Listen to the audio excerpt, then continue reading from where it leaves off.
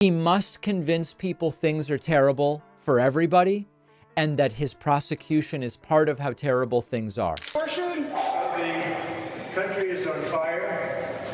There are protests all over the country. I've never seen anything like this. Donald Trump claims to be a billionaire, but with him dodging his tax returns and being unable to make payments in court decisions, even reaching out to his political base for donations to help him reach bail, this claim remains very suspect. The only way Trump would be an actual billionaire is if someone gave him $1 for every time he told a lie. After Trump's latest debate performance, he would be a very rich man indeed, as he set off the fact-checker as a liar, pants on fire a record number of times. Honestly, Biden didn't look too great that night either, but at least he didn't tell a tall tale every time he spoke. The bombshell numbers described by political commentator David Pakman tell a more detailed outline of exactly how bad Trump truly performed, at least for an audience that cares about the truth. If this bombshell is making Trump writhe like a worm on a hot pavement, then what is it? What's the big deal? Everyone, fasten your MAGA hats. Pakman has gone and exposed the debate disaster that was Donald Trump. It was during that period when Trump spoke and falsehoods poured forth like candy from a piñata. Trump lying? Really? I can almost hear you asking. That's been reported before. Even for Trump, what he spewed at the latest debate is the highest level of deceit, I assure you. Here we are discussing the mental gymnastics of an Olympic-caliber gymnast. Pakman isn't merely exposing a few lies. He's uncovering a web of deceit that would enrage a spider. We'll include the most appalling lie first. Trump had the gall to say that the whole suckers and losers thing about American troops was completely fictional, taken from a third-rate magazine. However, Pakman quickly disproves Trump's claim. He brings up Biden's response, which was, "One of your own generals said you said it." Oh no. Compared to a botched spray tan, that must hurt worse. But hold on a second. To continue, Trump denied ever having sexual relations with a porn star. Please, I implore you. If anyone watched even a bit of the Trump and Stormy Daniels trial, Donald Trump was about as bad as we have seen him so far.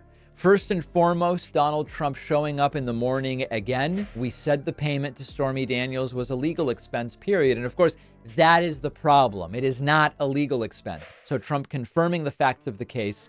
I don't know if his lawyers aren't telling him, hey, you may not want to do that. They would know that Trump is more guilty than a dog caught peeing in the house. What did Pakman say? Do you really believe that the people who follow you are naive? That was clearly done by you. Ready for a mic drop, alright? The jobs disaster should also be remembered. In his remarks, Biden noted that Trump's administration lost employment at a higher rate than any president since Herbert Hoover. It's true, everyone. This is the worst case presidential employment blunder since the Great Depression. But has Trump acknowledged it? Without a doubt, he persisted in deceiving like a child whose fingers were caught in the cookie jar. However, the riches begin at this point. Calling Biden a criminal was an incredibly bold move by Trump, who is now a convicted felon on 34 counts. Indeed, what you heard was accurate. The president, who has a criminal record, is now casting blame. Nobody notices, not even the moderator, that you were just found guilty of felonies, as Pakman puts it. The other guy isn't a criminal. Why are you claiming that? It's the equivalent of a thief reporting a jaywalker to the police. The worst part, Trump's base is gobbling it up and refusing to acknowledge how their false prophet leader is actually an ignorant liar with a serious ego problem. This is typical behavior, but what did you really expect from the MAGA crowd? Trump lies the whole time, and his people believe it, Pakman observes. Some individuals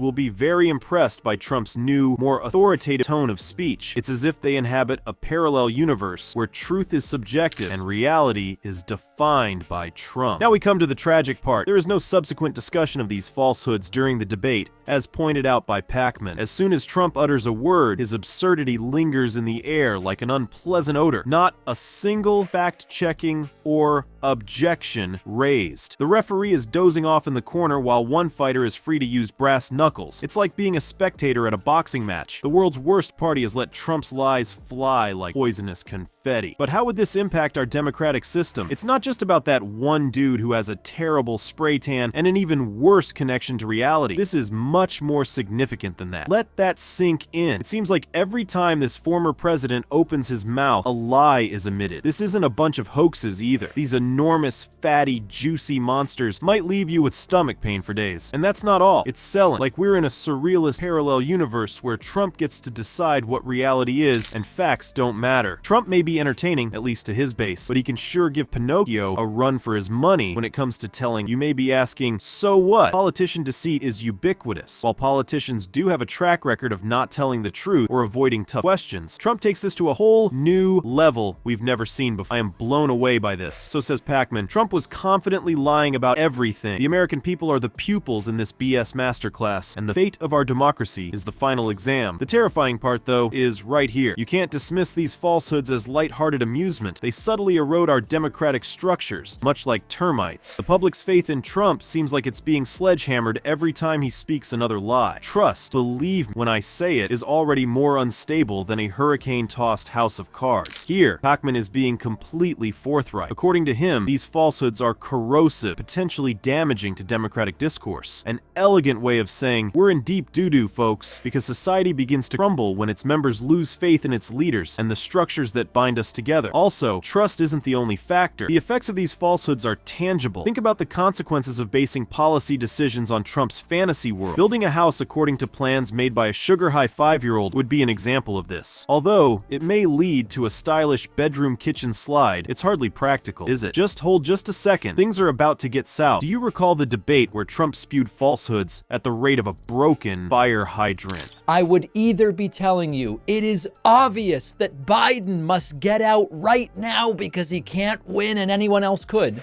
Biden not doing well in the debate is not a very good reason to go and vote for a convicted felon rapist. The only question I care about is, does it help defeat Trump to replace Biden on the ticket? Pakman, though, notes that no one checked his claims. The referee is dozing off in the corner while one fighter is free to use brass knuckles. It's like being a spectator at a boxing match. Given that one side is obviously exaggerating, how can we hope to have a reasonable discussion? The worst part is about to come. According to Pakman, his audience would never believe him again if he lied to them in such a way. However, it were the last drop of water in the desert. His followers are savoring it. You will feel like slamming your head against the wall after reading it. Alternatively, you may just uproot your life and settle down on a secluded island. Cows tell you the news. You may be asking how Pakman keeps everyone awake while dropping these bombs of realism. This man, I can assure you, has an individual sense of style. He offers sharp political analysis with a dash of sarcasm. Much like Gordon Ramsay, Pakman isn't your average pundit. Excuse me, his commentary is more engrossing than a bag of chips because of his unique sauce. You want to know his recipe, right? All things considered, it contains some lightheartedness, some serious analysis, and a great deal of "are you kidding me?" enthusiasm. Consider his reporting on the Sanders-Biden debate. While his colleagues in the media were busy yawning over policy issues, Pakman was dishing out the juicy details. He begins with the statement, "I did have some of my beautiful stuffed shells with Rao's marinara, ricotta, and basil during the debate." Everyone is curious about political commentators' dinner habit, right? Like he's extending an invitation to come over for some pasta and conversation. But the informal tone is deceiving. It's no secret that Pakman isn't scared to bite. He isn't content to pursue the easy prey. Pakman was unflinching when Biden faltered. Pointed out, the second Joe Biden opened his mouth, I knew it wasn't going to go well. Oh no. Compared to Biden's teeth on a chilly day, that must ache more. And regarding Trump, compared to a stand-up comic during a roast, Pakman has more zinger. Even the most glum Secret Service agent would have to admit that he adds a dash of humor to his criticism of Trump's lies. To illustrate his point,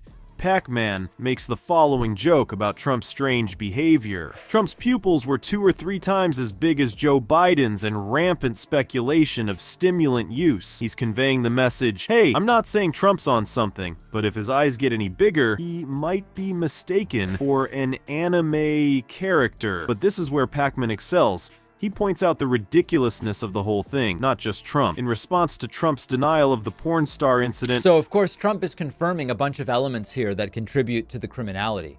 It is not a legal expense. Trump here confirming a lot of the facts. I would love for him to get under oath and confirm it again. Trump now wants us to believe everybody cleared this. Everybody's cool with this. It was all completely on the up and up. Pakman asks, do you believe followers are ignorant? That was clearly done by you. To all intents and purposes, he is representing us homebodies who are ranting at our televisions. Also, we must not overlook Pakman's analysis of Trump's performance in the debate. According to him, Trump talks in a clearer and more authoritative tone, and there are people who will absolutely be impressed impressed by that. He's practically reporting the action from a wrestling down to the remark on the theatrics. So, how is Pakman's method different from others? This is easy. He's not merely recounting events, he's responding to them in the same way that we would. You might recognize him as the bartender who, rather than engrossing you in political discourse, manages to make giggle till you snort your drink. In a world where political commentary is sometimes as dry as stale bread, Pakman provides a delightful feast of insight, humor, and the perfect amount of bizarre. He isn't hesitant to point out Trump's or Biden's flaws as he sees them. He pulls it off with an air of irreverence that rivals that of a roller skating circus act. The million-dollar question is if Trump's followers are truly consuming Pakman's truthful accusations, as if it were a 5-course feast. You'd think his supporters would be fleeing in terror from all these exposed lies, just like Trump is fleeing from a tax audit. Not at all. Clinging to him like a cheap toupee and glue. I can sense your thoughts at this point. For the life of them, why are these folks still supporting the man? Get ready to dive headfirst into the minds of Trump fans, because we're going to do just that. The journey ahead will undoubtedly be more turbulent than Trump's attempts at constructing logical statements. First, the most apparent thing, Trump deceives quite a bit. Let's just say there are more fibs than golf balls on his courses right now. His followers, though, appear unconcerned. Their minds seem to be protected by an impenetrable shield. Trump lied with conviction and confidence, but he lied like mad, as Pakman so aptly puts it. I can't believe he has a following at all. However, why is that? I don't see why these people are more devoted than a lonely golden retriever. The psychology involved is, as it turns out, very bizarre. Well, you see, Trump has the self-assurance of a kid who has just mastered using the restroom whenever he opens his mouth to spew out another whopper. That self-assurance seems to spread like wildfire. According to Pakman, Trump talks in a clearer and more authoritative tone, and there are people who will absolutely be impressed by that. Like his bloviating has a hypnotic effect on Trump's supporters. His audience will give him more credence in proportion to his volume and self-assurance. It's as if Trump's lips were a hat and the rabbit was a string of falsehoods, like a magician pulling a rabbit out of a hat. Now this is where things start to become truly bizarre. Unfazed by cold, hard facts, Trump's fans continue to stand behind him. It's as if their minds include a Trump filter that deems any criticism of their idol as false news. The moderators aren't the only ones who fail to mention that Pakman was recently found guilty of felonies. He himself brings it up. The other guy isn't a criminal. Why are you claiming that? They seem to be trapped in an endless cycle. Trump even more confused and struggling cognitively than we thought.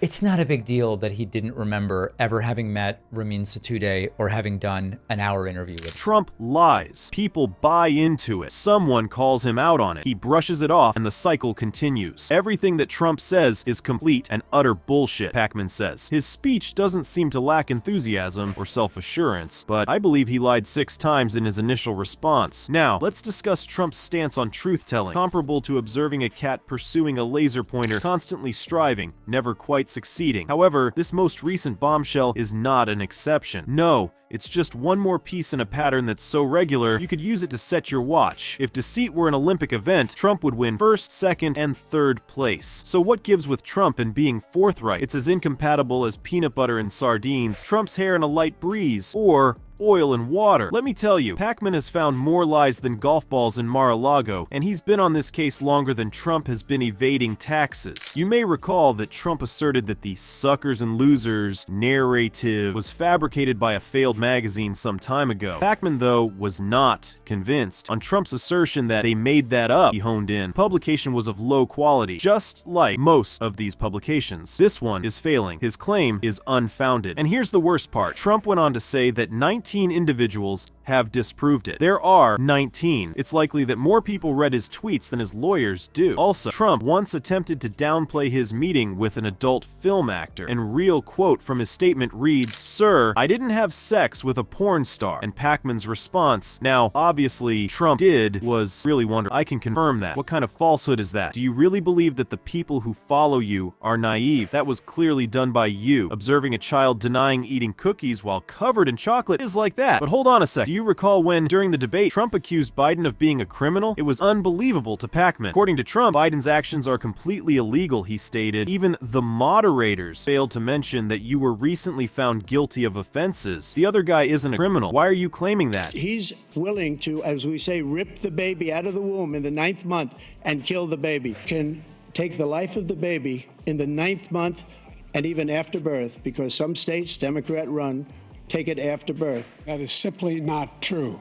If someone jaywalked, it would be the equivalent of a burglar contacting the police. Interested in joining the fight to keep democracy alive and keep fascism out of the White House? If you are someone who is tired of the lies and flat-out disgusting behavior of certain politicians, join our mission by sharing this channel with everyone who needs to see the truth. Subscribe, hit that like button, and send this video to everyone who believes that nobody is above the law. The truth will always prevail. Stay calm, subscribe, and vote